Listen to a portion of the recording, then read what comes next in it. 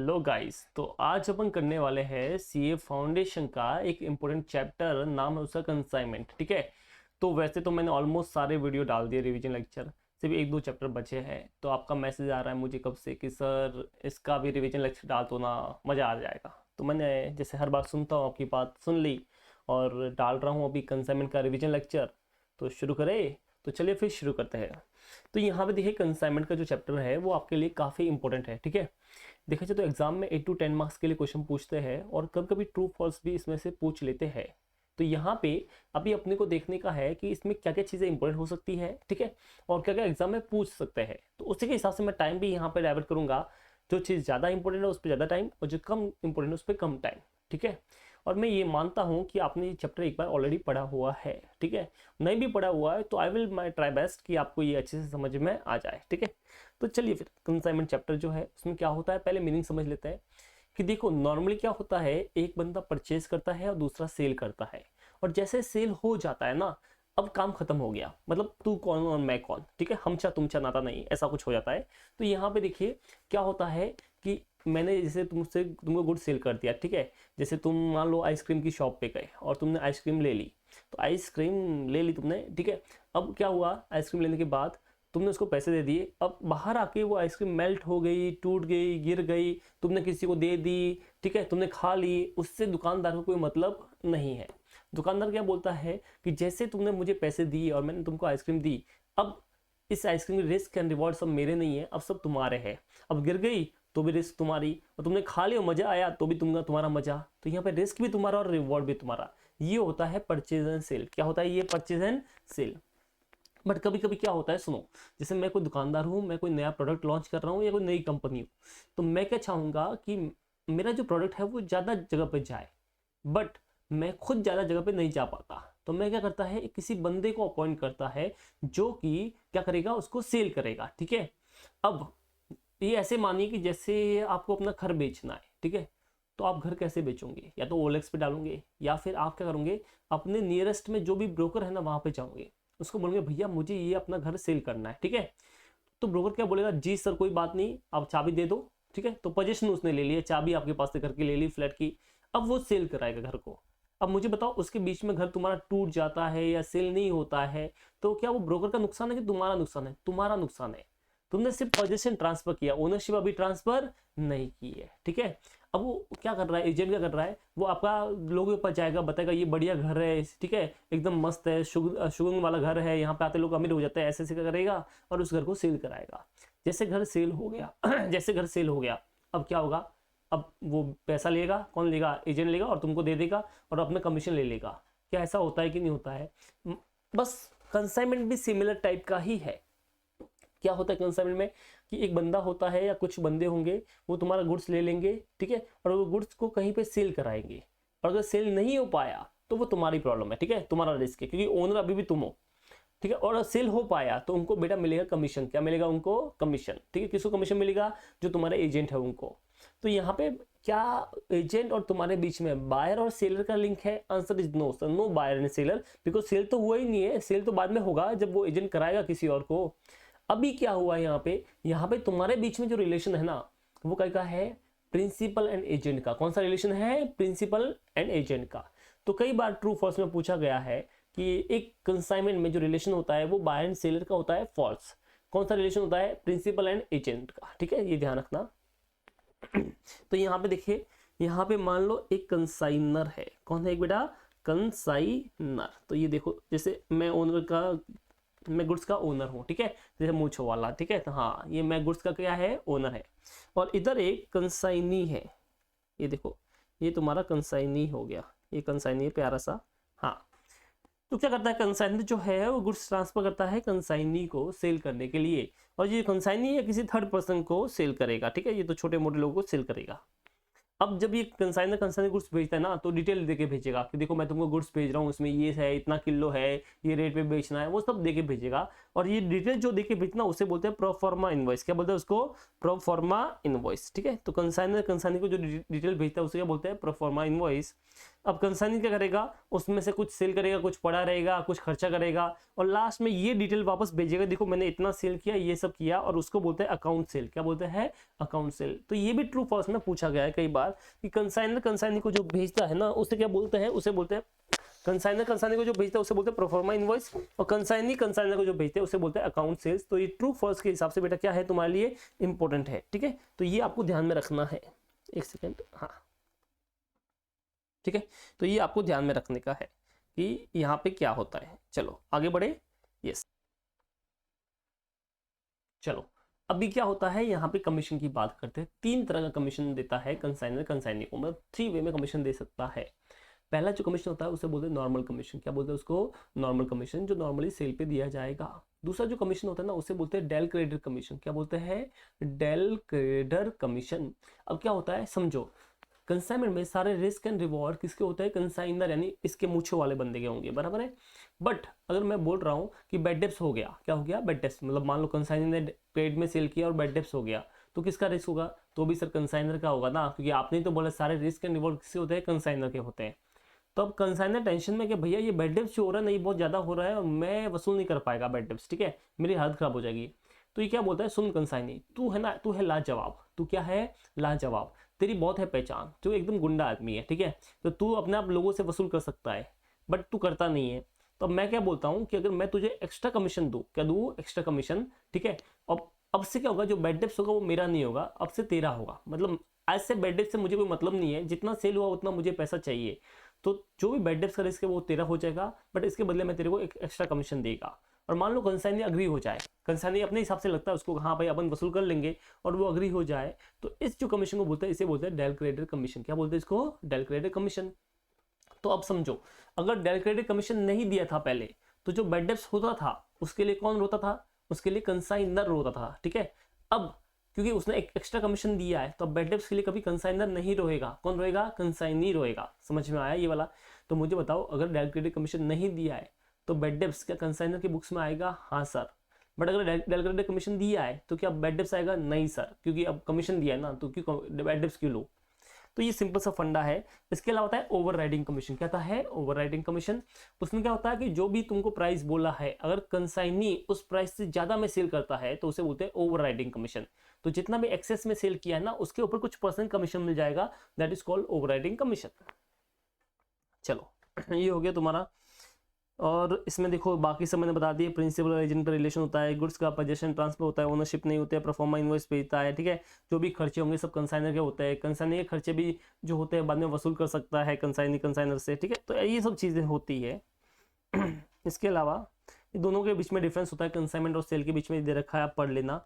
Commission and discount के बीच में भी डिफरेंस होता है, तुमको दे रखा है, पढ़ लेना। अब यहाँ पे एंट्री पास करनी है in the books of consignor. Consignor की बुक्स में क्या क्या एंट्री पास होगी वो समझना है। अब समझो, कभी भी अगर तुमको कोई इनकम या एक्सपेंस निकालना है तो उसके लिए जो तुम अकाउंट बनाते हो ना, उसे बोलते हैं नॉमिनल अकाउंट, और वो नॉमिनल अकाउंट होता है जिसमें तुम बनाते हो, ठीक है। तो यहाँ पे देखो, मुझे है ना अगर पता करना है कि मेरा कंसाइनमेंट पे कितना प्रॉफिट या लॉस हुआ है, तो मैं एक नया अकाउंट बनाएगा, एक नॉमिनल अकाउंट बनाएगा, और उसका नाम होता है कंसाइनमेंट अकाउंट। क्या नाम है उसका? कंसाइनमेंट अकाउंट, ठीक है। तो consignment account is the one kind of nominal account, ये ध्यान रखना, जो प्रॉफिट या लॉस दिखाएगा। तो मेरे दूसरे बिजनेस भी होते होंगे और मेरा कंसाइनमेंट भी होता है, तो मैं चाहता हूं कि कंसाइनमेंट में मुझे क्या हुआ, प्रॉफिट हुआ कि लॉस हुआ, ये पता करना है।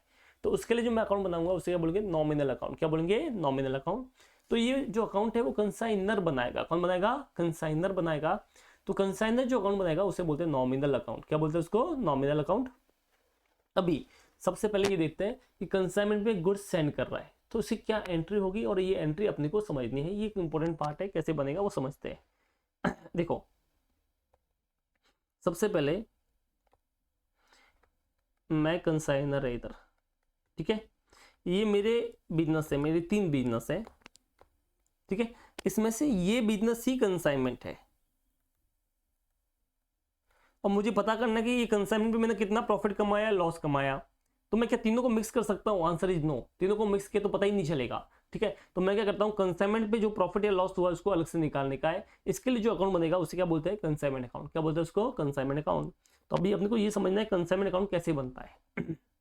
अब देखो, consignment account is similar like trading and PNL account का मिक्सर रूप, ठीक है। तो मिक्सर रूप है उसका, मिक्सचर है। तो जब ट्रेडिंग एंड पीएनएल बनाते हो तो क्या लिखते हो उसमें, सर जो भी गुड्स आया है वो 2 में लिखते हो, और जब सेल होता है तो बाय में लिखते हो। जो खर्चे हुए वो 2 में लिखते हो, और क्लोजिंग स्टॉक बाय में लिखते हो। और जो लॉस हुआ उसको भी आप 2 में से मतलब माइनस भी कर सकते हो परचेज में से, या फिर आप बाय में लिख सकते हो। तो सेम फंडा यहाँ पे भी फॉलो होगा। तो यहाँ पे देखो, सबसे पहले कंसाइनर ने कंसाइनी को गुड्स भेजा कंसाइनमेंट पे। तो अभी तक तुम्हारी लाइफ में कंसाइनमेंट नाम की चीज थी नहीं, अब पहली चीज आई है, कंसाइनर ने कंसाइनी को गुड्स भेजा। तो मुझे बताओ कंसाइनमेंट प्रोसेस में ये गुड्स आया कि गया, सर आया। कंसाइनर ने भेजा, कंसाइनमेंट में ये चैप्टर में ये गुड्स आ गया। तो जब भी गुड्स आएगा तो 2 में लिखोगे। तो यहाँ पे देखो एंट्री क्या आएगी, इधर 2 में आ जाएगा, 2 गुड्स सेंट ऑन कंसाइनमेंट, ठीक है। ये कौन से अकाउंट की बात कर रहे हैं अपन, कंसाइनमेंट अकाउंट की बात कर रहे हैं। कौन से अकाउंट की बात कर रहा हूं मैं, कंसाइनमेंट अकाउंट की, ठीक है। तो कंसाइनमेंट में देखो 2 गुड्स सेंट ऑन कंसाइनमेंट आएगा। इस सिमिलर लाइक परचेज, जैसे तुम परचेज करते हो, ठीक है। तो तुम्हारे पास पहले गुड्स नहीं था, आज पहली बार गुड्स आया। तो मुझे बताओ ट्रेडिंग पीरियड में तुम कहाँ पे लिखोगे, 2 में लिखोगे, 2 परचेज। तो यहाँ पे भी तुम्हारे पास पहले गुड्स नहीं था, अभी गुड्स आया। तो देखो तुम same consignment account debit to goods and on consignment लिखोगे। क्या ये आपको समझ में आया, ठीक है। तो जैसे वहां पे 2 परचेज होता है ट्रेडिंग एंड पीएनएल में, यहाँ पे क्या आएगा, 2 गुड्स एंड ऑन कंसाइनमेंट, ठीक है। अब मुझे बताओ अगर ये गुड्स रिटर्न कर लिया उसने, वापस कर लिया, तो जो परचेज रिटर्न होता है तो तुम क्या करते हो, या तो परचेज में से माइनस करते हो या अपोजिट साइड में लिख देते हैं, बराबर ट्रेडिंग पीएनएल में। तो यहाँ पे भी सेम करना है, यहाँ पे भी हम अपोजिट साइड में लिख देंगे, टू सेम वर्डिंग यूज करोगे, गुड्स सेंट ऑन कंसाइनमेंट, और यहाँ पे लिखूंगे रिटर्न। क्या लिखूंगे, रिटर्न। ये गुड्स रिटर्न कर लिया। चलो अभी खर्चे होते हैं, ठीक है। अभी खर्चे होंगे तो खर्चे बताओ ट्रेडिंग पीरियड में कहाँ पे लिखते हो, 2 या बाय में, सर 2 में लिखते हैं। तो यहाँ पे भी कहाँ पे लिखोगे, 2 में लिखोगे। तो खर्चे तुमको यहाँ पे 2 में लिखने। बट अब देखो 2 में क्या, कि ये खर्चा अगर कंसाइनर ने पे किया है तो उसकी जेब से पैसा गया है, तो 2 कैश। चेक से पे किया तो 2 बैंक, ठीक है। और पे ही नहीं किया बाकी है, तो जिसका नाम है, जिसको पे करना बाकी उसका नाम आ जाएगा। तो ये जो है ये खर्चा हो गया, तो ये 2 एक्सपेंसेस आ जाएगा। क्या ये आपको समझ में आया। बट ये खर्चा कंसाइनी ने किया है, तो खर्चा तो है ना, खर्चे सारे ट्रेडिंग पीरियड के 2 में लिखते हो, तो इसके भी 2 में लिखना है, तो 2 में लिखेंगे। बट क्या खर्चा तुम्हारी जेब से गया है, नहीं सर, खर्चा गया है कंसाइनी की जेब से। तो यहाँ पे नाम उसका आ जाएगा कंसाइनी, क्योंकि सारे खर्चे कंसाइनर के होते हैं ना, तो कंसाइनी से वसूल करना, कंसाइनी से वसूल करेगा। तो यहाँ पे खर्चा तो अपना ही है, इसके लिए नाम लिखते हैं 2 कंसाइनी। क्या ये समझ में आया, डन। आई थिंक यहाँ तक क्लियर हो गया। इस देखो जब ध्यान से देखो, क्या ये ट्रेडिंग पीरियड जैसा है कि नहीं है। To purchase by purchase return लिखते हो आप, माइनस करते हो, या फिर जो खर्चे वो सब 2 में लिखते हो, टू वेजेस, टू इंटरेस्ट, वो सब लिखते हो। सेम चीज यहाँ पे भी 2 में आ रहा है। अब सेल करते हो, बताओ सेल वहां पे कहाँ पे लिखते थे, सर बाय में। तो यहाँ पे भी बेटा बाय में, बट यहाँ पे बाय सेल नहीं लिख सकते, क्योंकि सेल लिखा तो सब मिक्स हो जाएगा। मैंने बोला तुम्हारे दूसरे बिजनेस भी है और उसमें भी सेल लिखा होगा, तो तुमको मिक्स नहीं करना है। इसके लिए ये बताओ यहाँ पे नाम किसका आएगा, कंसाइनी का आएगा, क्योंकि सेल उसने किया, उसके पास पैसा पड़ा है तो हम उससे लेंगे। तो यहाँ पे नाम लिखोगे बाय कंसाइनी। बट तुम अपने लिए लिख सकते हो कि यहाँ पे सर सेल का पैसा है, तो ये सेल ऐसे तुमने लिख दिया, ठीक है, अंडरस्टूड। अब लॉस हो गया, तो नॉर्मली लॉस क्या करते हो तुम, बाय में लिखते हो, तो यहाँ पे देखो बाय एबनॉर्मल लॉस, ठीक है। और मान लो कोई खर्चा बच गया है, तो यहाँ पे क्या आ जाएगा, बाय कोई गुड्स बच गया है तो बाय स्टॉक ऑन कंसाइनमेंट, यानी क्लोजिंग स्टॉक, ठीक है। ट्रेडिंग अकाउंट में भी क्लोजिंग स्टॉक बाय में लिखते हो, तो यहाँ पे भी ये आ गया, तो बाय स्टॉक ऑन कंसाइनमेंट, ठीक है। इस तरह से तुम्हारा हो गया। ये वैल्यू कैसे निकालते हैं बाद में समझते हैं, पहले ये समझो क्या ये ट्रेडिंग पीरियड जैसा दिख रहा है कि नहीं दिख रहा है। तो सेम लाइक 2 परचेज, तो 2 गुड्स एंड ऑन कंसाइनमेंट आ गया। परचेज रिटर्न होता तो तुम बाय में लिखते थे, तो यहाँ पे भी बाय में goods and on consignment return लिख दिया। सेल होता तो बाय में लिखते थे, तो यहाँ पे भी बाय में लिखा है। एबनॉर्मल लॉस बाय में लिखते थे और क्लोजिंग स्टॉक बाय में लिखते थे, ये दोनों यहाँ पे आ गया। और जितने भी खर्चे वो 2 में लिखते थे, तो ये खर्चे 2 में आ गए। क्या ये आपको समझ में आया, बोलो पीपल, डन। अभी ये होने के बाद अब प्रॉफिट आएगा या लॉस आएगा, क्या आएगा, प्रॉफिट या लॉस। तो यहाँ पे देखो 2 प्रॉफिट एंड लॉस अकाउंट, और लॉस हुआ तो by profit and loss account, ठीक है। This is the profit on consignment and this is the loss on consignment. ठीक है, इस तरह से ये होता है।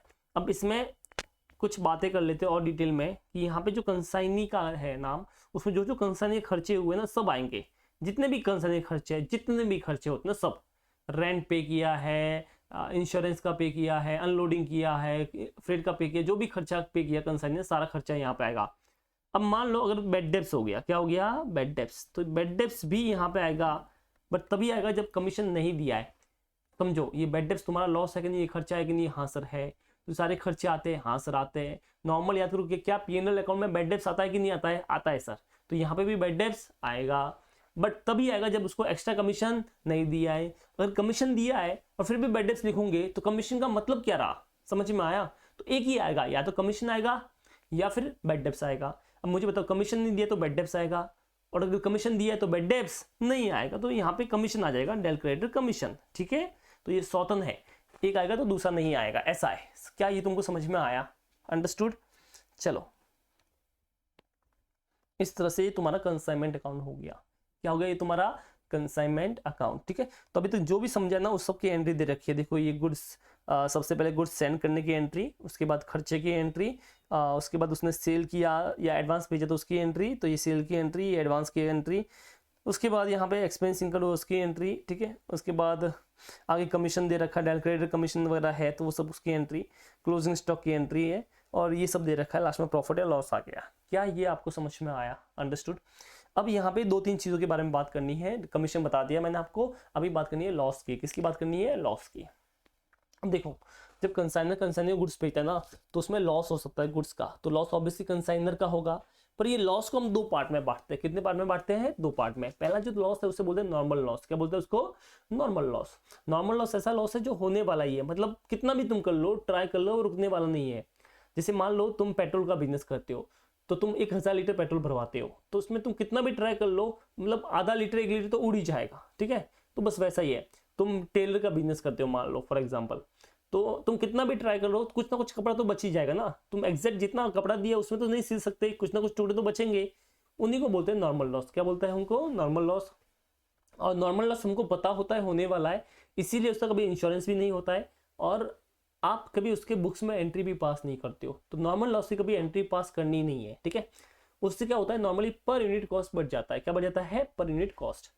सर हमको क्या करना है वो बताओ। बट अगर तुमको एग्जाम में नॉर्मल लॉस मिलता है, क्या मिलता है, नॉर्मल लॉस, तो मान लो मैंने 1000 क्वांटिटी, एक 1000 किलो भेजा है गुड्स, 1000 kg गुड्स भेजा है, और उसमें से 100 kg नॉर्मल लॉस हो गया, तो तुमको क्या करना है, वो नॉर्मल लॉस वाला दिमाग में से निकाल देना है, बट साथ में 1000 किलो को 900 किलो कर लो।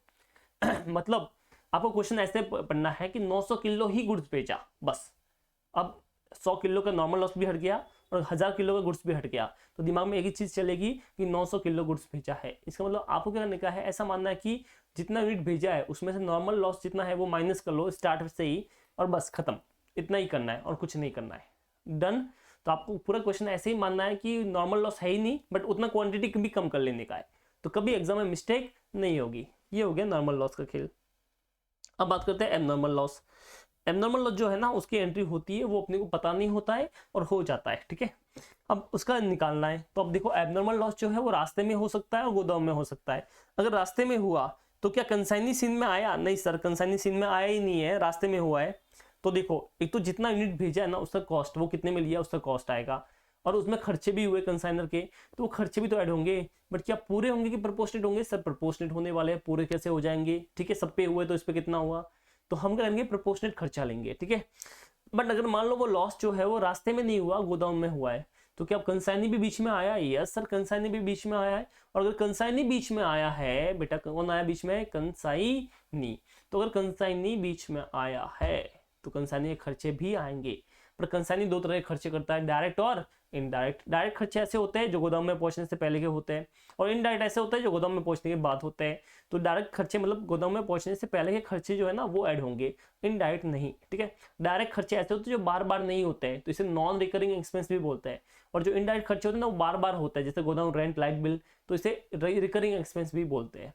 तो जो आप ऐड करोगे ना वो हमेशा करोगे नॉन रिकरिंग एक्सपेंस। कौन से करोगे, नॉन रिकरिंग एक्सपेंस, मतलब डायरेक्ट खर्चे, डन। तो मैं यहाँ पे आपके लिए लिख देता हूँ direct expense equal to recurring expense. ठीक है, ये ध्यान रखना। Sorry, non recurring, sorry mistake, non recurring expense. ठीक है, जो बार बार नहीं होते, एक बार ही होते हैं, वो डायरेक्ट होते हैं। और इनडायरेक्ट एक्सपेंस मतलब जो बार बार होते हैं,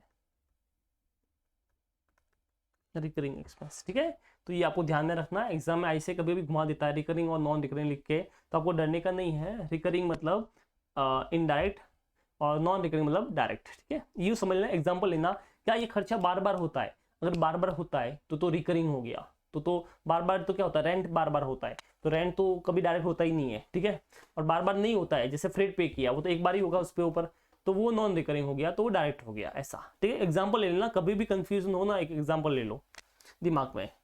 चलो डन। तो ये सारा खेल अपना हो चुका है। अभी अपने को बात करनी है बेटा, किसकी पता है तुमको?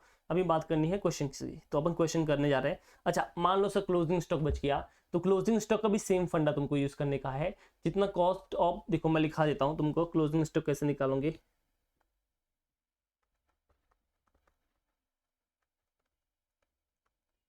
क्लोजिंग स्टॉक, ठीक है, जितना यूनिट अनसोल्ड है वो cost of unsold goods add करो इसमें प्रोपोर्शनेट एक्सपेंस ऑफ कंसाइनर। ठीक है, अगर मान लो तुमको खर्चा पर केजी पर यूनिट दे रखा है, पर यूनिट दे रखा है ना, तो वो सीधा का सीधा हो जाएगा। बट तुमको खर्चा है ना पूरा साथ में दे रखा है, अमाउंट में दे रखा है, बड़ा खर्चा है, तो आपको क्या करने का पड़ेगा, जो भी खर्चा हुआ है, जो भी एक्सपेंस है, डिवाइड बाय जितना भी तुम्हारा यूनिट्स है, यूनिट सेंड इनटू जो अनसोल्ड है ना, ऐसा करोगे ना तो तुमको प्रोपोर्शनेट मिल जाएगा। क्या ये तुमको समझ में आया? इसी तरह से यहाँ पे कंसाइनी के पास खर्चे भी आएंगे, बिकॉज गोदाम में गुड्स पड़ा है तो कंसाइनी सीन में है, उसको मिल गया गुड्स, तो प्रोपोर्शनेट एक्सपेंस ऑफ, या मैं सिंपल वर्ड में लिखूँ तो डायरेक्ट एक्सपेंस। कौन सा एक्सपेंस? Direct expense.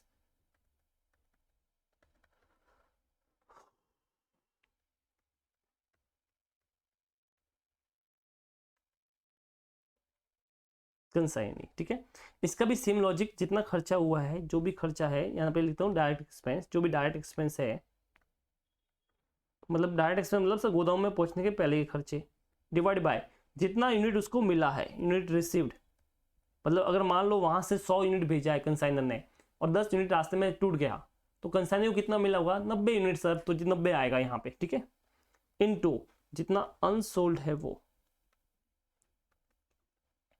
इस तरह से जो तुमको मिलेगा ना, उसे बोलते हैं क्लोजिंग स्टॉक। क्या बोलते हैं उसको? Closing stock. क्या ये आपको समझ में आया? तो अगर आपको कॉपी करना है तो आप वीडियो को पॉज करके कॉपी भी कर सकते हो। Done, understood. चलो, तो ये कुछ क्लोजिंग स्टॉक वाला सीन भी हो गया, तुम्हारा कैसे निकालते हैं।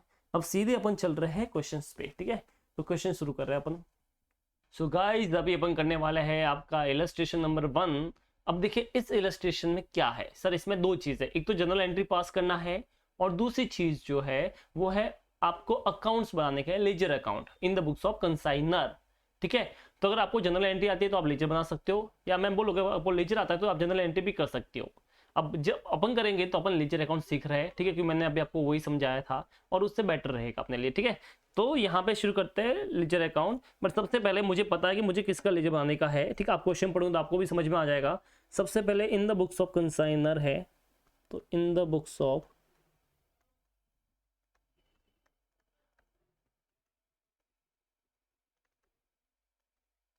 ठीक है, ये पहला क्वेश्चन है, इसके लिए मैं करा रहा हूँ, बाकी फिर मैं टिक ही कराऊंगा आपको, तो डोंट वरी। यहाँ पे आपको कंसाइनमेंट अकाउंट बनाने का है। ठीक है, कंसाइनर का वैसे नाम है इसमें एक्स। क्या नाम है बेटा? एक्स। हाँ, कुछ लोग सोच में चले गए, अरे यार आ जाओ, चलो ठीक है। हाँ, अब देखो यहाँ पे एक्स का नाम आते एकदम दिल पे पता नहीं क्या आ जाता है, बराबर ना। चलो, तो अभी यहाँ पे देखो कंसाइनमेंट की बात कर रहे हैं। ठीक है, चलो सबसे पहले क्या होता है गुड्स सेंड ऑन कंसाइनमेंट। तो यहाँ पे क्वेश्चन पढ़ते पता चलेगा X send 1 July 2019 to Y goods costing 50,000। तो उसने 50,000 का गुड्स भेजा है। तो मुझे बताओ यहाँ पे क्या एंट्री होगी, to goods send on consignment आएगा कि नहीं आएगा? Yes sir, to goods send on consignment. ठीक है, मैंने फॉर्मेट को भी इतना नहीं दिया इंपॉर्टेंट बिकॉज अपने पास टाइम कम है, तो आप एग्जाम में पर्टिकुलर रुपीज सब लिख देना। ठीक है, चलो यहाँ पे देखो 50,000 का गुड्स यहाँ पे भेजा है। इसके बाद इसने बोला कि एक्स ने खर्चा किया है, मतलब कंसाइनर ने खर्चा किया है। तो एंट्री का होती है consignment account debit to cash और बैंक। तो इसने खर्चा किया है तो टू कैश और बैंक, आप चाहे तो बैंक लिख दो।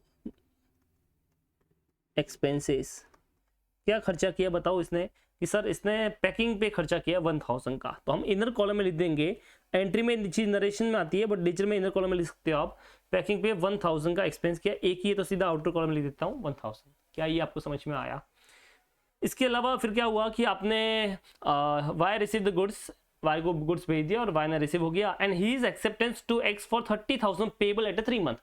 और उसने एक बिल एक्सेप्ट किया है। क्या एक्सेप्ट किया बेटा? बिल। ठीक है, सामने वाले बिल एक्सेप्ट किया, अपने को मिला, तो एंट्री होती है bill receivable account debit to Y. अब इसका इफेक्ट तो कंसाइनमेंट पे आया ही नहीं है, bill receivable account debit to Y. क्या कंसाइनमेंट में आया इफेक्ट? नहीं सर, तो नहीं करने का है। उसके बाद Y spend 2000 on the freight cartage, 500 for godown rent and 300 for the insurance. तो ये वाई ने खर्चा किया है, तो टू वाई यानी कंसाइनी। देखो इनर कॉलम में सारी चीज लिखूंगा। एंट्री क्या हुई? एंट्री बेटा क्या हुई? Consignment account debit to Y. हाँ ध्यान रखना, नरेशन में आप ये सब नाम लिखते हो, कार्टेज इसका है, इसका है, एंट्री यही है consignment account debit to Y.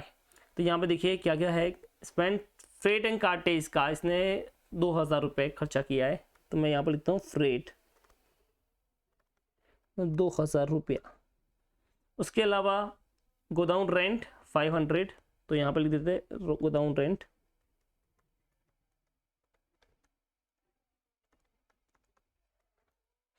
उसके अलावा यहाँ पे इंश्योरेंस का 300। तो ये खर्चा इसने किया है। ठीक है, अभी मैं इसको टोटल नहीं कर रहा हूँ बिकॉज और भी खर्चे हो सकते हैं। आगे देखते हैं। 31 दिसंबर को उसने बताया अकाउंट सेल भेजा, मतलब कंसाइनी ने भेजा है और बताया कि हमने 450 यानी ऑलमोस्ट आप लेके चलिए 80% गुड्स उसने बेच दिया है। ठीक है, फॉर 55,000।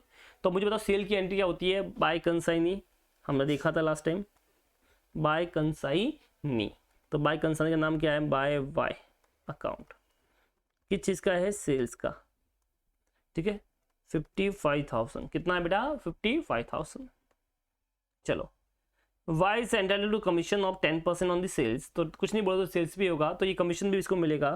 तो ये देखिए यहाँ पे कमीशन आ जाएगा। अच्छा ये कौन सा कमीशन है सर? नॉर्मल कमीशन है, कुछ नहीं बोला है तो नॉर्मल कमीशन रहेगा। तो ये बताओ कितना आएगा? 10% मतलब 5,500। 55,000 सेल का 10% 5,500।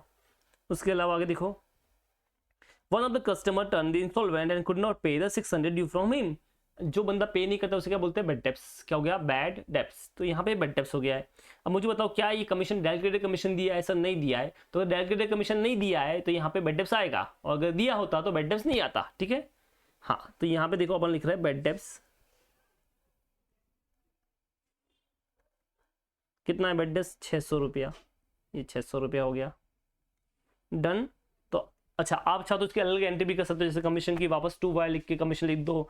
ठीक है, ऐसे भी कर सकते हैं, साथ में भी कर सकते हैं, कोई दिक्कत नहीं है। तो अब टोटल कर लेते हैं अपन कितना हो गया है। तो यहाँ पे देखो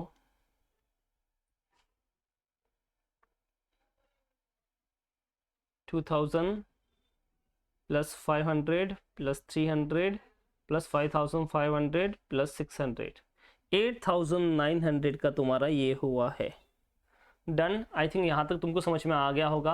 अभी क्या इधर कोई एबनॉर्मल लॉस हुआ है? नहीं सर एबनॉर्मल लॉस तो नहीं है, बट क्लोजिंग स्टॉक तो है। हाँ सर वो आएगा। सर कैसे कैसे पता चला क्लोजिंग स्टॉक है? बिकॉज उसने पूरा गुड्स नहीं बेचा, उसने 4/5 बेचा है, तो 1/5 तो बचा है ना। तो बाय स्टॉक ऑन कंसाइनमेंट। ठीक है, चलो इसका वर्किंग नोट बना लेते हैं बिकॉज इसमें कैलकुलेशन करना पड़ेगा अपने को।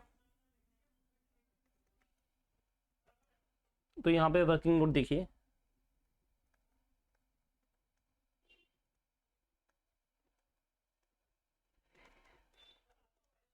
Calculation of closing stock. ठीक है, अब मुझे बताओ कितना बचा है, 1/5 गुड्स, 4/5 बेचा मतलब कितना बच गया, 1/5, ठीक है। तो कॉस्ट ऑफ अनसोल्ड स्टॉक, सबसे पहले जितना बच गया ना उसका कॉस्ट, तो तुमको पता होना चाहिए, तुमने जो गुड्स भेजा वो 50,000 का वैल्यू का था, तो 50 में से 4/5 तो सेल हो गया, तो 1/5 बच गया, तो 10,000 रुपये इसका बच गया। एड प्रपोर्शनेट एक्सपेंस ऑफ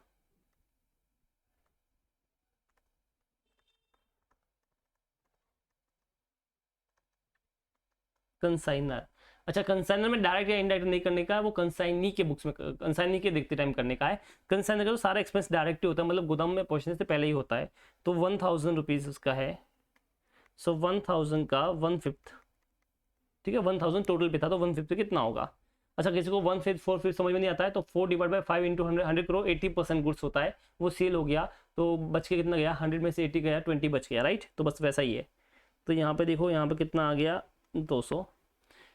अब यहाँ पे ऐड करेंगे प्रपोर्शनेट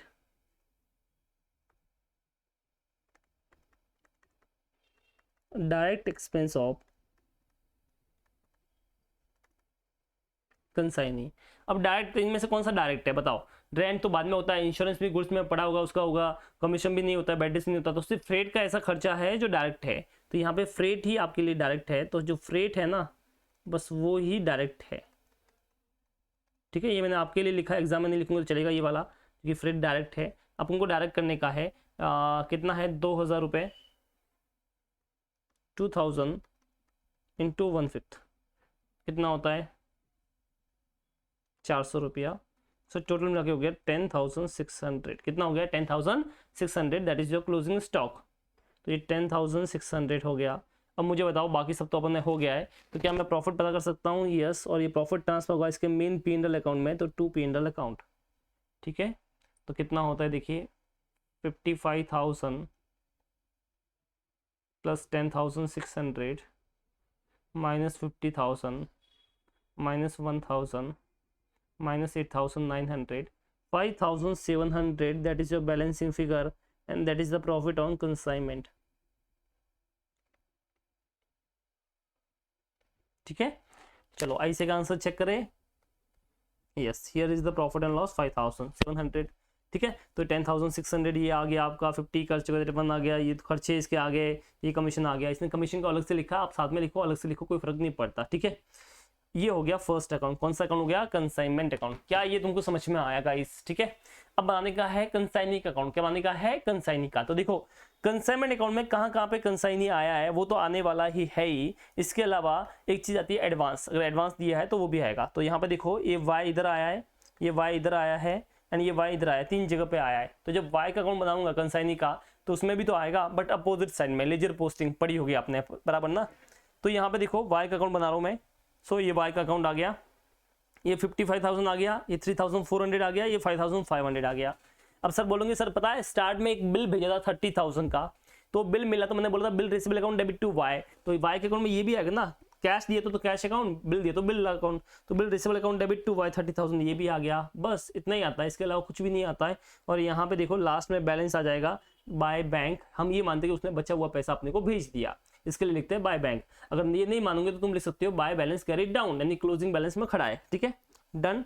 तो ये था आपका क्वेश्चन नंबर इलस्ट्रेशन 1। इसके अलावा अगर तुमको गुड्स एंड कंसाइनमेंट भी पूछा है तो वो भी बना सकते हो। उसमें ये देखो ऊपर 50,000 आया तो ये आ गया, और ये गुड्स जो है वो कौन से अकाउंट में ट्रांसफर होता है, ट्रेडिंग अकाउंट में, तो ये ट्रेडिंग अकाउंट में बैलेंसिंग फिगर ट्रांसफर कर लिया, ठीक है।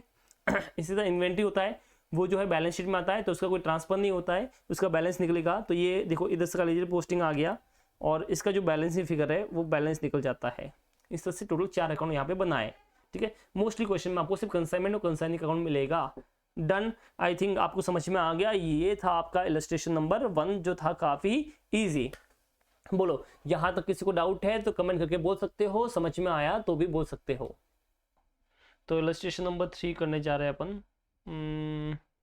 ये मैंने जो भी बताया यहाँ पे सब दे रखा है, ठीक है। 2 जो है वो कंसाइनी का बुक्स है, वो सबसे लास्ट में करेंगे।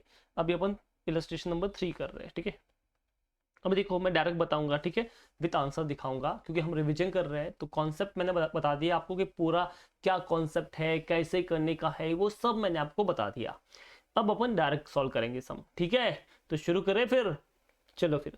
1000 toys consignee by Rosian Company of Calcutta to Sahu of Srinagar at a cost of 150 each।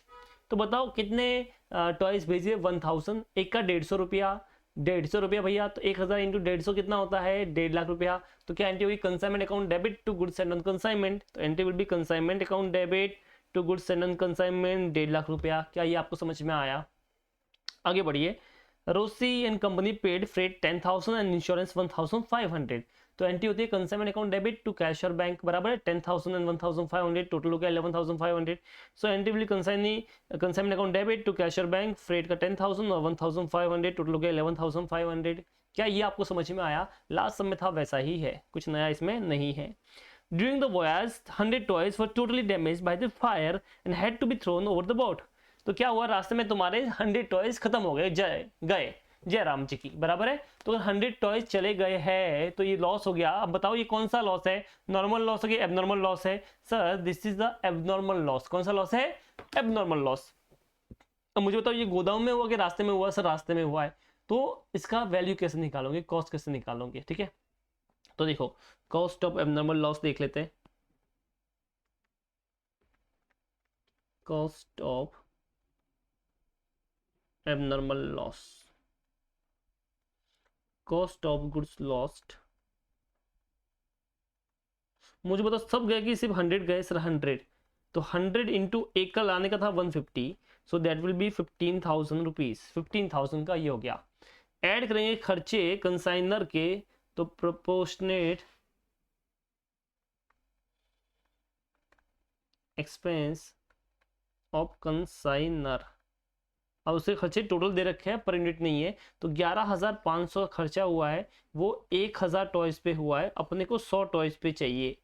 तो कैसे होगा बताओ? चलो 1150, सो दैट विल बी 16,150 का टोटल तुम्हारा हो गया है। ठीक है, तो 16,150 का लॉस हो गया, कोई इंश्योरेंस क्लेम भी नहीं मिला है, तो पूरा बाय एबनॉर्मल लॉस आएगा, लॉस बाय फायर 16,150। क्या ये आपको समझ में आया? उसके बाद यहाँ पे क्या बोला है कि sir Sahu took delivery of the remaining toys and paid 14,400 as the custom duty. ये साहू ने पे किया यानी कंसाइनी ने पे किया है, तो consignment account debit to consignee यानी कि साहू, और उसमें आएगा कस्टम ड्यूटी 14,400 तो साहू 14,400 कस्टम ड्यूटी। क्या ये आपको समझ में आया? इसके अलावा Sahu sent a bank draft of Rosy for 50,000 as advance payment. Advance payment से रिसीव हुआ, तो कंसाइनमेंट अकाउंट में कभी भी एडवांस पेमेंट नहीं आता है, वो कंसाइनी के अकाउंट में आएगा। सो एंट्री होगी बाय कैश कंसाइनी के अकाउंट में, मतलब cash account debit to Sahu. तो जब साहू का अकाउंट बनाऊंगा तो बाय कैश आएगा 50,000 रुपीज। तो ये देखिए बाय कैश और बैंक 50,000 आ गया साहू के अकाउंट में, राइट। अब देखिए आगे एडवांस पेमेंट हो गया। बाद में उसने बोला कि उसने 800 टॉयज बेच दिए हैं 220 के हिसाब से, तो बेटा 800 इंटू 220 कितना होता है, वो सेल हो गया, तो 1,76,000, तो 800 इंटू 220 दैट इज 1,76,000। क्या ये आपको समझ में आया? राइट, ये सेल हो गया, तो बाय साहू आएगा sale proceed. Expense incurred by Sahu on the godown rent and advertisement etcetera amounted to 2,000। तो ये खर्चा हुआ है, ये खर्चा किसने किया है? सर साहू ने किया है, तो इसे खर्चे 2 में आएगा, 2 साहू करके, और उसमें लिखूंगे godown rent and advertisement 2,000 sorry sundry expense, वही गोडाउन रेंट एंड एडवर्टाइजमेंट है ये।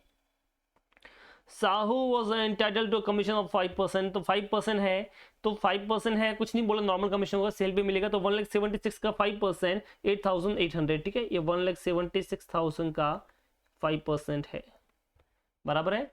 एंड एक कस्टमर जिसको 5 टॉयज बेचे थे उसने पैसा नहीं दिया है, तो सर इसका वैल्यू तो नहीं दे रखा है, तो निकाल सकता है ना। तो बेटा 5 इंटू एक को कितने में बेचा बता, 220 में, तो यहाँ पे कितना होता है 5, ये हो गया 1,100 रुपया। कितना हो गया 1,100 रुपया।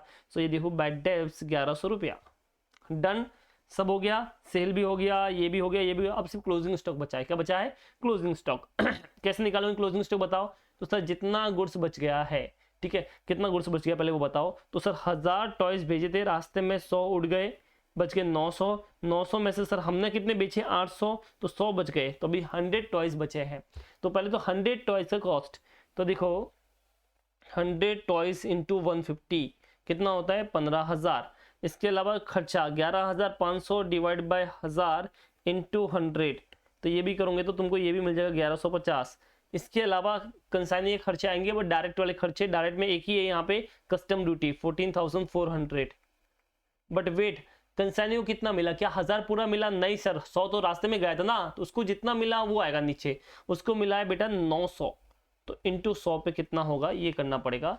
So that will be answer 14,400 divide by 900 into 100, 1600। So final amount is 15,000 plus 1150 plus 1600, 17,750, that is your closing stock, right? So this is your closing stock 17,750। क्या ये आपको समझ में आया? क्या था इसके अंदर? कुछ भी नहीं, जितना अनसोल्ड है उसका कॉस्ट, खर्चे कंसाइनर के सारे आ जाएंगे प्रोपोर्शनेट, कंसाइनर के भी खर्चे आएंगे प्रोपोर्शनेट आएंगे, बट उसमें उतना ही आएगा जितना उसको मिला है। कितना मिला है उसको मुझे बताओ। तो सर उसको मिला है 900, तो डिवाइड बाय 900 करना पड़ेगा, इंटू 100 पे आ जाएगा, और इस तरह से जो प्रॉफिट आएगा वो बैलेंसिंग फिगर आ गया 22,100, that is your balancing figure, right. Goods and consignment same last जैसा इस यहाँ पे गुड्स एंड आया है, ट्रेडिंग अकाउंट में ट्रांसफर हो गया, क्लोजिंग स्टॉक जो है बैलेंसिंग फिगर निकल जाएगा, साउथ के अकाउंट में जो कंसाइनमेंट अकाउंट में आया वो सब यहाँ पे क्रॉस वेरीफाई हो गए, और ये बैलेंसिंग फिगर निकल गया, जैसे लास्ट समय कहता सेम एज इट इज। तो आई थिंक बार बार बताने का काम नहीं है, ठीक है। ये हो गया आपका इलस्ट्रेशन नंबर 3। बताओ क्या ये तो आपको समझ में आया? अभी गाइज अपने को इलस्ट्रेशन 4 फिलहाल नहीं करने का है, अभी अपन करेंगे इलस्ट्रेशन नंबर 5, ठीक है। इलस्ट्रेशन 5 कर रहे हैं अपन। Miss Rakhi consign 1000 radio set costing 900 each to miss Geeta. तो इसने कितने रेडियो सेट बेचे हैं? 1000। एक का कितना है? 900। तो 1000 इंटू 900 कितना होता है? 9 लाख। तो टू गुड्स एंड कंसाइनमेंट कितना आ जाएगा? 9 लाख। तो ये देखो ये आ गया। सो यहाँ पे एंट्री क्या हुई? Consignment account debit to goods and consignment 9 lakh rupees. क्या ये आपको समझ में आया? तो ये फर्स्ट तुम्हारा हो गया। उसके बाद मिस राखी इंकर द फॉलोइंग एक्सपेंडिचर। ये राखी ने एक्सपेंडिचर इंकर किए हैं, तो क्या हुई? Consignment account debit to cash or bank 7650 3250, दोनों का टोटल कर दो, ये आ जाएगा आउटर कॉलम में 10,900, ठीक है। So entry will be consignment account debit to cash or bank, ये सेम एंट्री जो लास्ट समय भी देखी है। उसके बाद Miss Geeta receive the delivery of 950 radio set. तो मुझे बताओ 1000 भेजे थे, 950 ही पहुंचे, तो 50 बीच में गायब हो गए। अब ये गायब हो गए तो कौन सा लॉस होगा? नॉर्मल लॉस के एबनॉर्मल? एबनॉर्मल। अब समझो रेडियो सेट कैसे उड़ सकता है, तो ये नॉर्मल नहीं होगा, ये कौन सा होगा? एबनॉर्मल होगा। On account sale dated 30 November 2020 show that the 750 were sold for 9 lakh. तो आपने सेल हो गया 9 लाख रुपए का, तो बाय मिस गीता 9 लाख रुपए, ये आ गया बाय मिस गीता 9 लाख रुपए, राइट। लॉस बाद में निकालते हैं, एक बार बाकी देख लेते हैं अपन। मिस गीता इनकर 10,500 फॉर द कैरियज। तो क्या एंट्री होगी? Consignment account debit to miss Geeta, और ब्रैकेट में लिख देंगे कैरियज का, तो देखिए मिस गीता और कैरियज का 10,500, राइट। उसके बाद Miss Geeta was entitled to commission of 6% on the sales affected by her. तो 9 लाख का सेल्स किया तो 6% उसका निकालना है, 5,600 ये आ जाएगा, सॉरी 54,000 ये आ जाएगा इनका कमीशन। तो कितना आ गया? 9 लाख का 6%, 9 लाख इंटू 6%, राइट, अंडरस्टूड। इसके बाद she incur the expense amounted to 2,500 for the repair. तो रिपेयर का खर्चा हो गया, ये रिपेयर का खर्चा लिख दिया, रिपेयर 2,500। बोलो क्या ये मैंने जो टिक किया है, क्या यहाँ तक किसी को डाउट है? सब समझ में आया तुमको? तो अब इसमें 2 चीज़ बच गई है, क्लोजिंग स्टॉक और एबनॉर्मल लॉस। पहले एबनॉर्मल लॉस निकालेंगे, ठीक है। सो एबनॉर्मल लॉस देखिए, calculation of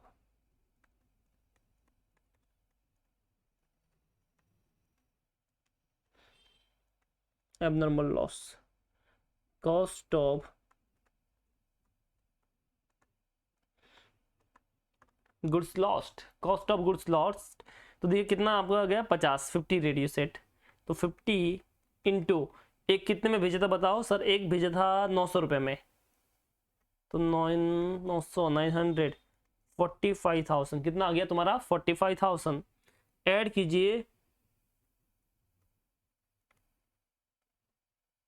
proportionate expense of consignor, consignor का प्रोपोर्शनल एक्सपेंस। तो देखिए आपने देखा था कि सर यहाँ पे 10,900 था, तो 10,900 divide by obviously 1000 radio set भेजे थे और हमको सिर्फ 50 का चाहिए, तो 10,900 कीजिए कैलसी पे, 10,900 divide by 1000 into 50, 545. So that will be your proportional expense. Obviously रास्ते में गया तो इतना ही होगा. So final answer is 45,545. ठीक है. अब देखो आप बाय एबनॉर्मल लॉस तो लिखोगे 45,545, बट इसमें इंश्योरेंस क्लेम भी मिला है क्वेश्चन में. तो उसने बोला है कि कंपनी से 35,000 का इंश्योरेंस क्लेम आया है. ठीक है. तो टोटल मिला के तो तुम्हारा बाय में 45,545 ही आएगा, बट इसके दो पार्ट है. एक जितना इंश्योरेंस क्लेम मिला 35,000, और जो बचा हुआ वो तुम्हारा लॉस हो गया. तो इसमें से 35,000 का क्लेम मिल गया है, तो बचा हुआ तुम्हारा लॉस कितना हुआ इसमें से. तो आप माइनस करोगे 45,545 minus 35,000. So loss will be 10,545 and that will be transferred to the P&L account. ये कहाँ पे आएगा? P&L account. रियल में लॉस यही हुआ है. इससे पहले वाले सब में जहाँ पे लॉस था कोई क्लेम नहीं था, पूरा का पूरा लॉस था, पूरा P&L में गया. बस इस बार दो पार्ट इसके होंगे. तो यहाँ पे देखिए 35,000 का इंश्योरेंस कंपनी से मिला और 10,545 का तुम्हारा P&L में गया, ये प्रॉफिट एंड लॉस में गया. क्या ये आपको समझ में आया? बताइए. किसी को भी डाउट है तो आप बोल सकते हो.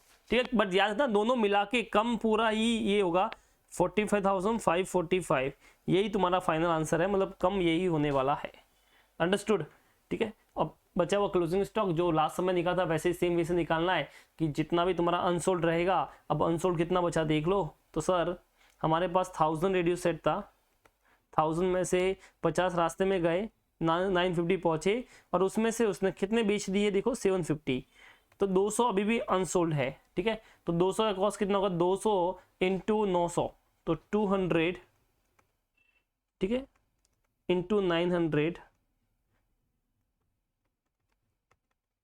1,80,000 का तो ये आ जाएगा. ठीक है. ऐड खर्चा ऐड करना पड़ेगा प्रोपोर्शनेट एक्सपेंस. तो प्रोपोर्शनेट एक्सपेंस वही है जो तुम्हारा था 10,900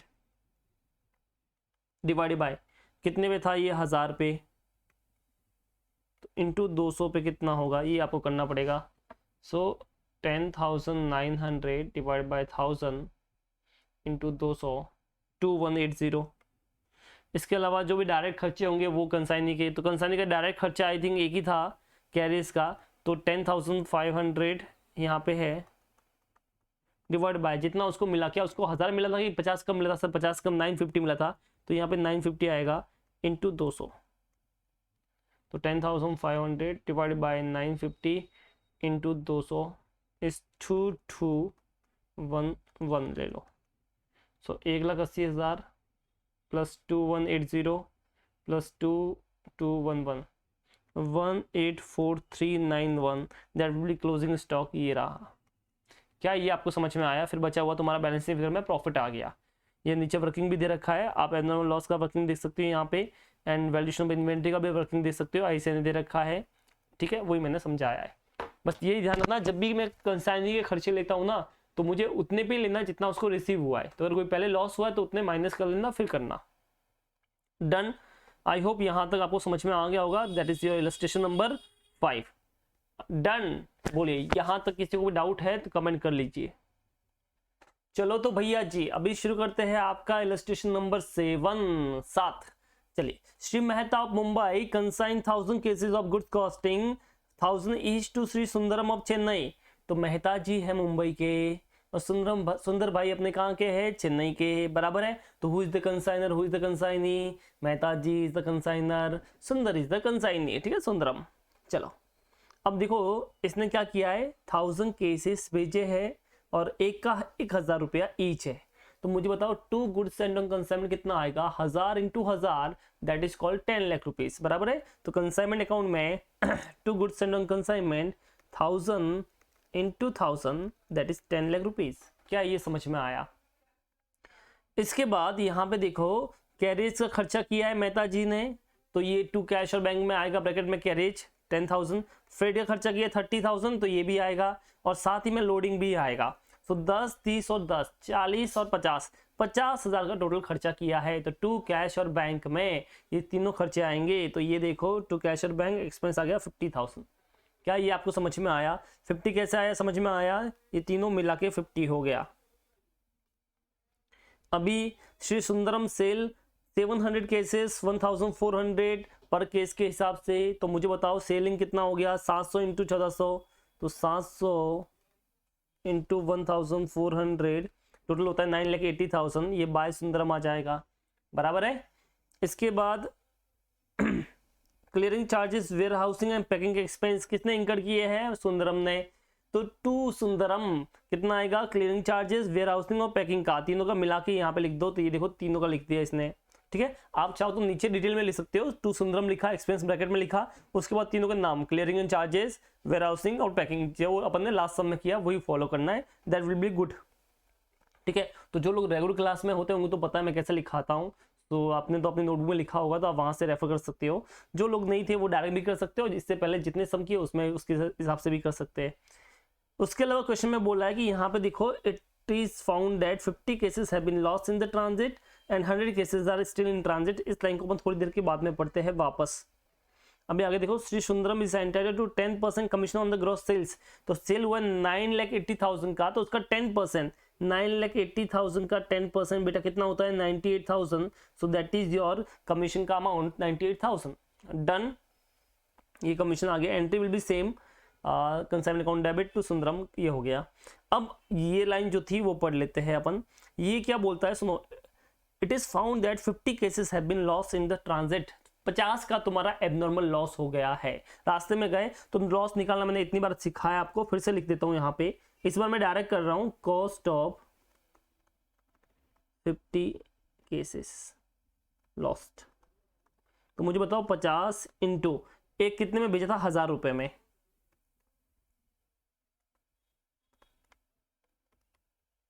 $50,000। Add proportionate expense of consignor, consignor के पास तो पहुंचा ही नहीं है तो उसके एक्सपेंस तो आएंगे ही नहीं।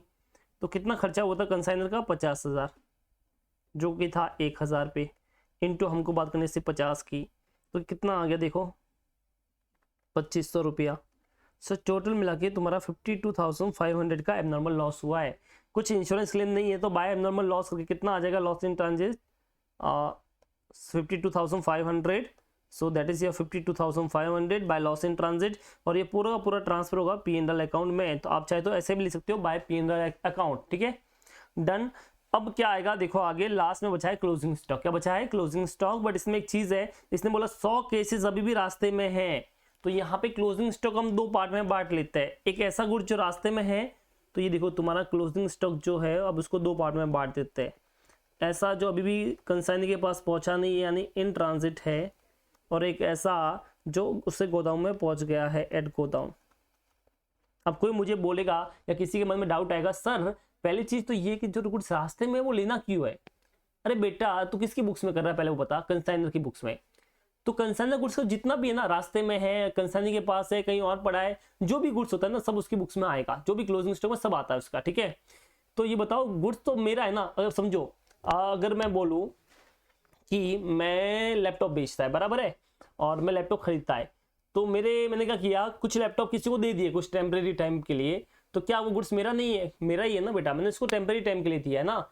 इसी तरह से कंसाइनी को मैंने दिया है, तो कुछ तो उसके पास पहुंच गया है, तो है ही है, बट कुछ अभी उसके पास नहीं पहुंचा, रास्ते में है, बट ओनरशिप तो मेरी है ना, तो मेरे अंदर आएगा कि नहीं आएगा, आएगा।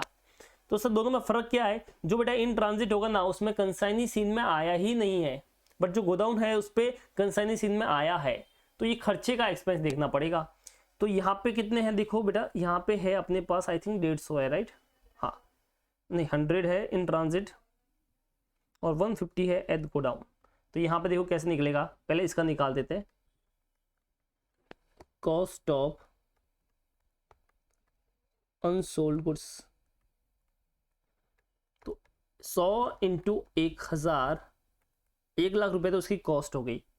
ऐड करो खर्चे, तो प्रोपोर्शनेट एक्सपेंस यहां पे ऐड हो जाएंगे, पर सिर्फ कंसाइनर के, कंसाइनी के खर्चे मत लेना। सर क्यों सर, कंसाइनी के पास तो पहुंचा ही नहीं है, तो खर्चा कैसे आएगा। तो 50,000 का खर्चा हुआ है, डिवाइड बाय कितने पे था, 1,000 पे, तो इंटू 100 पे कितना होगा वही तो अपने को देखना है। तो मैं लिखूं 5,000, so that will be 1,05,000। But जब एट गोदाम की बात करूंगा तो देखो सबसे पहले 100 ने, इस बार 150 गोदाम में उसके पास। तो cost of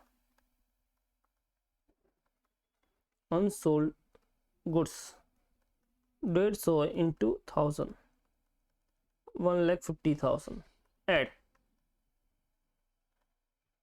proportionate expense of consignor. मुझे बताओ प्रोपोर्शनल एक्सपेंस ऑफ कंसाइनर कितना है, बता, चलो बताओ कितना है प्रोपोर्शनल एक्सपेंस ऑफ कंसाइनर।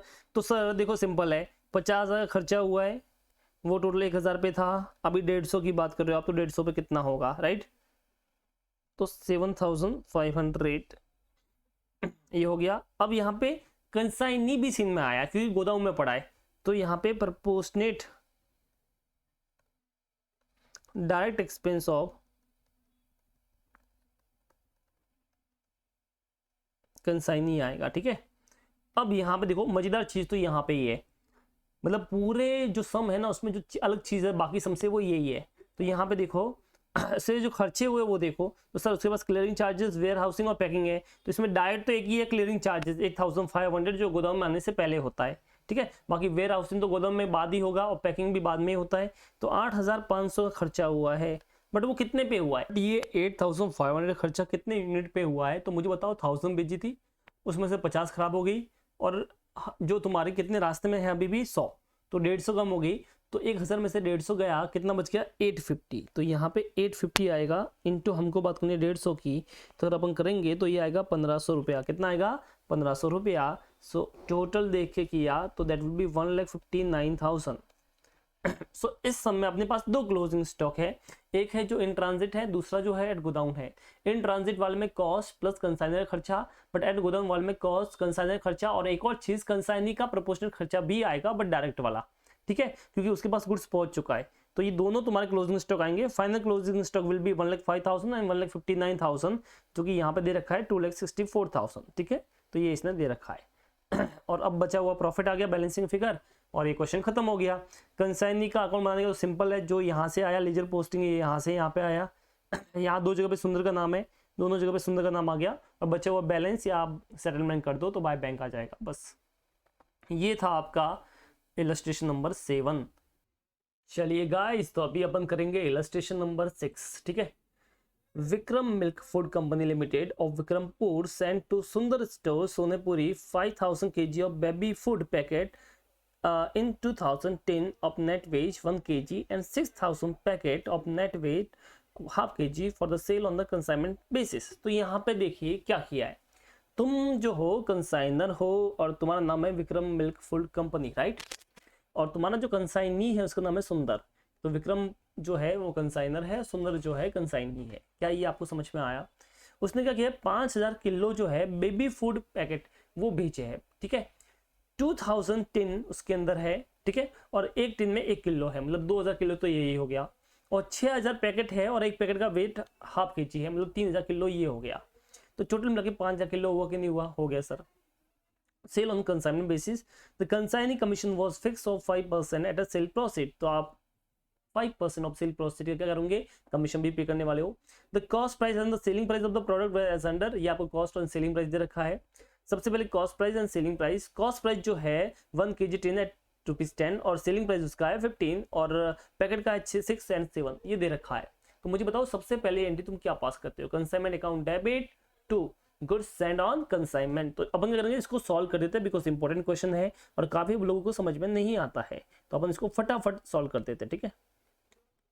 चलो थोड़ा सा और जगह दे देते हैं इसको, हाँ।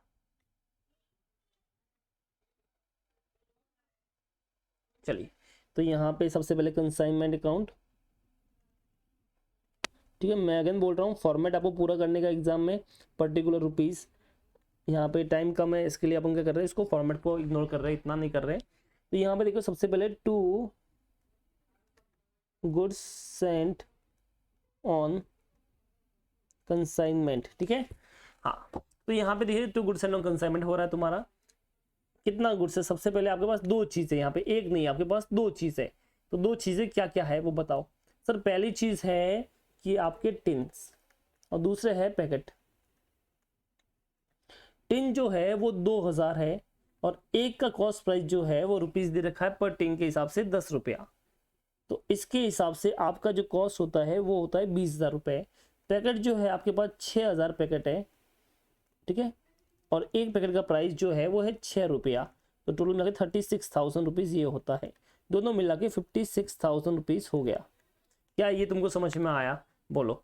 किसी को भी इसमें डाउट है तो आप बोल सकते हो 56,000 कहाँ से आया। ठीक है, आपको प्राइस भी पर पैकेट दे रखा है और उधर भी 6,000 पैकेट है, तो सीधा मल्टीप्लाई होगा। प्राइस भी पर टीन दे रखा है, उधर टीन दे रखा है, तो मल्टीप्लाई कर दो, सीधा काम हो गया। अब इसके अलावा आगे देखो, इसने बोला है कि कमीशन जो है वो 5% मिलेगा सेल्स का, तो सेल्स होगा तब अपन कर लेंगे। आगे बोला कॉस्ट दे रखा है, सेलिंग प्राइस है अपने पास, फिलहाल कितना सेल किया वो पता नहीं, आगे पढ़ेंगे। The consignment was booked freight to pay basis, to pay का मतलब होता है जिसको मिलेगा वो पे करेगा। And freight charge came to 2% of the selling value. हाँ, ये अभी इंपॉर्टेंट लाइन है इसमें, पूरे गेम में चेंजिंग पॉइंट यही है कि 2% ऑफ द सेलिंग वैल्यू, तो यहाँ पे फ्रेट जो है ना, जितना उसका सेल वैल्यू होगा उसका 2% होगा। तो मुझे बताओ, आपने अभी गुड्स भेजा है तो फ्रेट कितना आएगा बताओ? 2 फ्रेट, तो फ्रेट नहीं लिखते अपन, यहाँ पे लिखते हैं 2 कैश और बैंक। ठीक है, अगर हमने पे किया है तो, बट इसमें कौन पे कर रहा है? सामने वाला पे कर रहा है, तो यहाँ पे सामने वाला का नाम आएगा। ठीक है, तो यहाँ पे क्या हमने पे किया है? नहीं सर, हमने पे नहीं किया है, तो हमको 2 कैश बैंक नहीं लिखना है, हमको लिखना है 2 कंसाइनी, तो यहाँ पे आएगा 2 सुंदर स्टोर्स। ठीक है, और इसमें आपको लिखना है फ्रेट। क्या लिखना है बेटा? फ्रेट। अब फ्रेट देखो कैसे आएगा, तो आपके पास टिन भी है, आपके पास पैकेट भी है, दोनों पे फ्रेट आएगा। चलो दोनों का सेल्स वैल्यू निकालो, तो 2000 टिन थे और 6000 पैकेट था, इनटू, ठीक है आपका देखो सेलिंग प्राइस इसका कितना बेटा वो देख लो 15, और इनटू इसका सेलिंग प्राइस 7 है।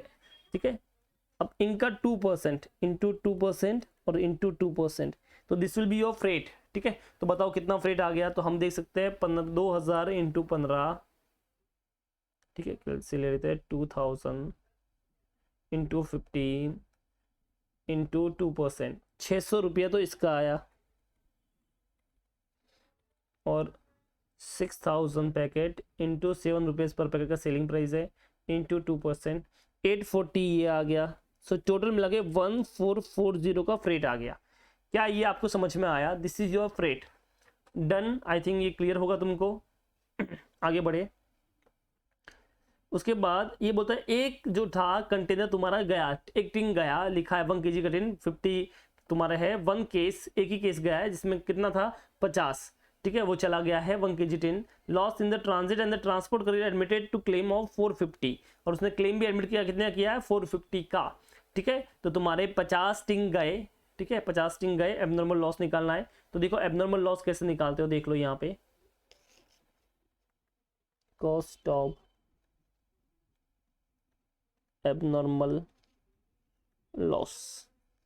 ठीक है, तो तुम्हारे पास जो गए हैं वो 50 केसेस, यानी 1 किलो वाले टीन के हिसाब से 50 टीन गए। ठीक है, बराबर है यार, 1 किलो का एक टीन, 50 केस गए, कितना गया 50 टीन गए ना।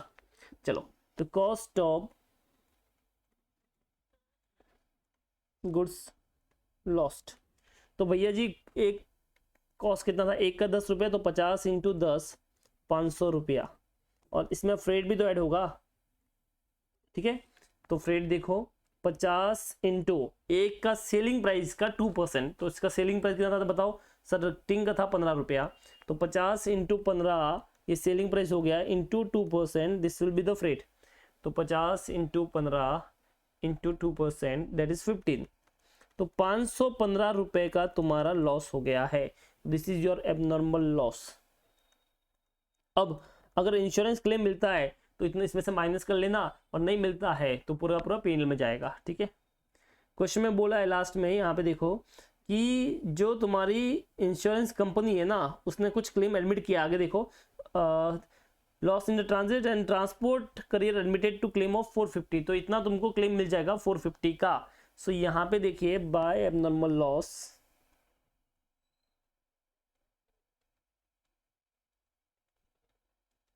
ठीक है, आएगा तो पूरा बेटा 515, बट इसके दो पार्ट कर लेते हैं। एक इंश्योरेंस क्लेम, कितना इंश्योरेंस क्लेम मिलेगा तुमको सर 450, तो बचा हुआ तुम्हारा लॉस हो गया P&L account, this will be your balancing figure. तो 515 में से 450 का क्लेम मिल गया, तो 65 रुपीज का लॉस हो गया, जो कि तुम्हारा P&L में चला जाएगा। क्या ये आपको समझ में आया? डन। इसके अलावा इसने क्या बोला है आगे देखो कि भैया आपने इसको सेल भी कर लिया 1500 4000, तो सेल का अमाउंट एंट्री हो जाएगा बाय कंसाइनी, तो बाय सुंदर स्टोर।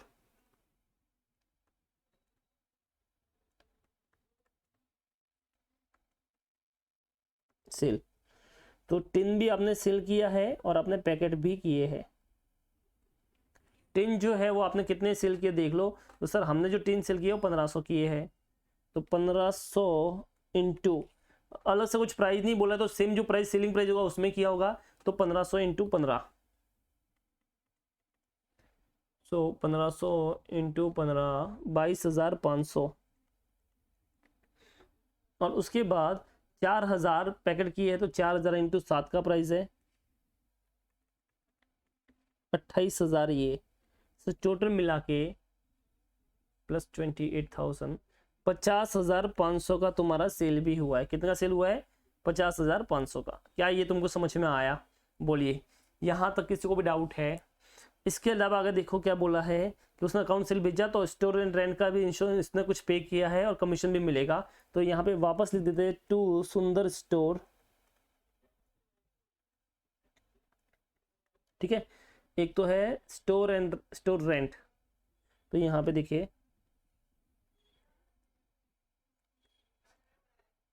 स्टोर रेंट जो कि तुम्हारा है 600 रुपीज, और यहाँ पे एक और आएगा चीज कमीशन, ठीक है। कमीशन बोला था सेल्स का कितना परसेंट था? 5%। सो सेल पता है 50,500, तो 50,500 इंटू 6%, 3030, ठीक है।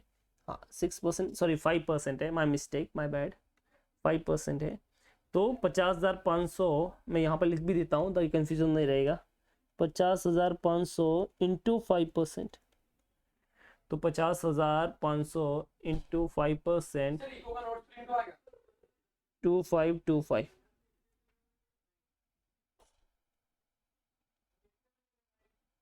डन। 2525 प्लस 600, 3125,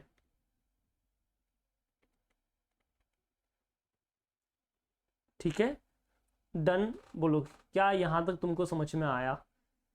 ठीक है, ये हो गया तुम्हारा। अभी क्या बचा है? Closing stock. क्या बचा है? Closing stock. चलो क्लोजिंग स्टॉक निकाल देते हैं अपन। क्लोजिंग स्टॉक कैसे निकलेगा वो देख लो।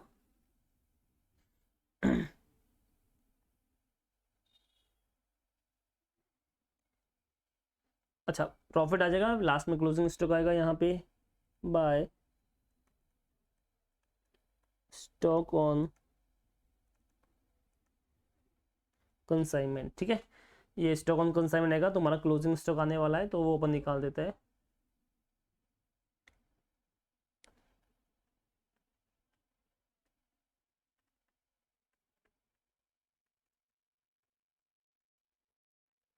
कैलकुलेशन ऑफ क्लोजिंग स्टॉक, चलिए फिर तो कैलकुलेशन ऑफ क्लोजिंग स्टॉक देख लेते हैं। तो सबसे पहले अपने पास क्या है? टिन है और पैकेट है, राइट। तो ये देखो कितना अनसोल्ड रहा है, कॉस्ट ऑफ अनसोल्ड गुड्स,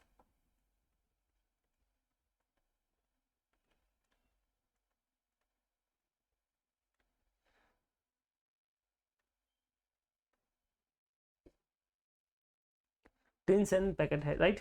तो सबसे पहले कॉस्ट ऑफ अनसोल्ड गुड देख लो। सबसे पहले ये देखिए, टिन और पैकेट की बात करते हैं अपन। तो कितना क्या पैकेट था? सब देखो 2000 टिन भेजा था, ठीक है। उसमें से 50 टिन रास्ते में चला गया और 1500 बेच दिया, तो 2000 में से 50 रास्ते में गया और 1500 बेच दिया, तो यहाँ पे तुम्हारे पास कितना बचा?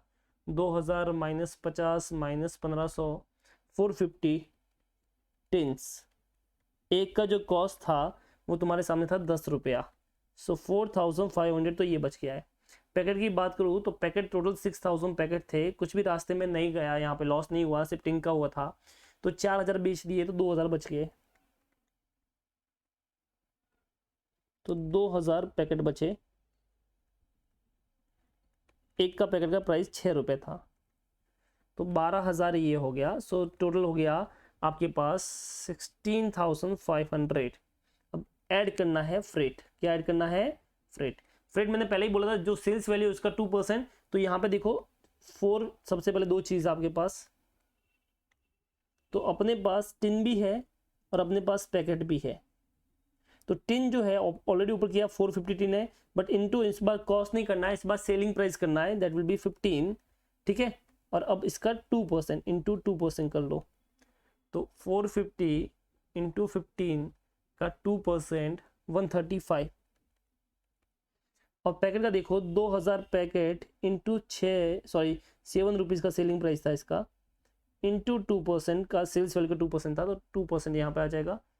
सो 14,000 इंटू 2% 280। अब जो आएगा that is closing stock 16,500 plus 135 plus 280 16,915, that is the closing stock 16,915, ठीक है। ये रहा, तो अपने भी लेते थे 16,915। अब जो बचा हुआ आएगा वो तुम्हारा प्रॉफिट होगा, तो टू P&L अकाउंट या प्रॉफिट ऑन कंसाइनमेंट आ जाएगा। क्या ये तुमको समझ में आया? तो इस तरह से देखो ये अपन ने सब किया है, सेम का सेम है यहाँ पे, ये 600, ये 625, ये 460 सेल्स आ गया, ये लॉस आ गया, ठीक है। And finally this will be your profit 7365 balancing figure, and that is your profit. बोलो क्या ये आपको समझ में आया? आई थिंक काफ़ी इजी था, इसमें कुछ था नहीं, सिर्फ रेट का ध्यान में रखना था। Done, understood? एनीवन, किसी को डाउट है तो आप बोल सकते हो, ठीक है। अब यहाँ पे देखो इसका जो इफेक्ट है, ये तीनों आगे, खर्चे आ गए, ये सेल आ गया, तो बचा वो बैलेंसिंग फिगर आ गया। तो ये तो कंसर्निंग अकाउंट तो तुमको आता है, तो इसमें कोई रिवीजन लेक्चर में इतना बताने का काम नहीं है। तो ये हो गया गाइस आपका इलस्ट्रेशन नंबर 6। आई होप ये आपको समझ में आ गया है, ठीक है। इलस्ट्रेशन नंबर 6 क्लियर हो गया, डन।